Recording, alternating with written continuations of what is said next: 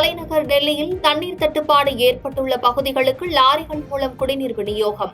தண்ணீர் பற்றாக்குறை தீவிர பிரச்சனையாக மாறி வரும் நிலையில் வஜ்ராபாத் நீர் சுத்திகரிப்பு ஆலையில் அமைச்சர் அதிஷி ஆய்வு.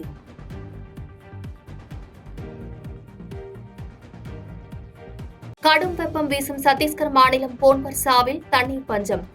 நீர்நிலைகள் வறண்டு கிடப்பதால் பல கிலோமீட்டர் தூரம் தண்ணீர் தேடி அலையும் மக்கள்.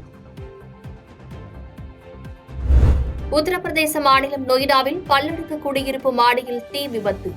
ஏசி வெடித்து தீப்பற்றி அருகிலுள்ள குடியிருப்பு பகுதிகளுக்கும் பரவியதால் குடியிருப்பு வாசிகள் அச்சம். பாதகம் செய்பவரை கண்டால் நாம் பயங்கொள்ளலாகாது பாப்பா. மோதி மிதித்து விடு பாப்பா, அவர் முகத்தில் உமிழ்ந்து விடு பாப்பா.